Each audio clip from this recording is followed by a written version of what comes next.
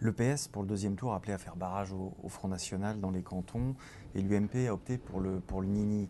Est-ce que les consignes de vote jusqu'ici, vraiment, ça marche auprès des électeurs dans les élections passées? Est-ce que ça a vraiment un impact? Et dans ce cas-ci, dans ces élections, ce deuxième tour, à votre avis, que vont faire la majorité des électeurs UMP en cas de duel PS-FN, les électeurs PS en cas de duel FN-UMP, les électeurs FN en cas de duel UMP-PS? Alors, d'abord sur les consignes de vote. Quand on interroge les Français, un sur deux aujourd'hui, c'est nos confrères qui ont réalisé ces études, un sur deux nous disent qu'ils sont contre les consignes de vote, qu'on soit de droite ou de gauche. Voilà, on a envie d'avoir sa liberté, et c'est vrai qu'on n'attend plus tout de l'état-major. Maintenant, il y a des comportements politiques différents qu'on a pu mesurer, alors il faut être prudent, mais notamment dans les différentes élections partielles.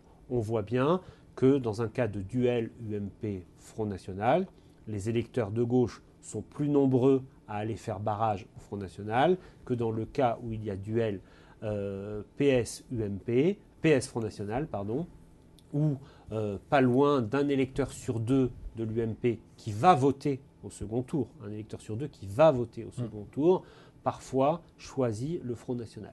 Mais là, il faut être un peu Ça prudent. montre une vraie porosité entre Ça l'UMP montre et le Front effectivement. National. Et puis alors, c'était le cas jusqu'à présent parce que le Front National aussi apparaissait comme un concurrent de l'UMP. Là, on voit bien dans l'électorat de l'UMP que de plus en plus, il apparaît aussi comme un adversaire. Les électeurs de l'UMP comprennent qu'à la force, le Front National peut passer devant eux. Donc ça peut peut-être dimanche changer les comportements. Mais il y a une chose qu'il faut surveiller. C'est ce qui se passe quand le Front National arrive en tête. Quand ça a été le cas dans 3 législatives partielles, dans l'Oise, dans le Lot-et-Garonne et dans le Doubs, le Front National a progressé entre 15 et 20 points. Parce que là, la dynamique d'arriver en tête permet d'agréger de nouveaux électeurs, peut-être aussi de libérer quelques abstentionnistes qui se disent, voilà, cette fois-ci, la tentation du vote chamboule tout. Et pourquoi je dis ça ?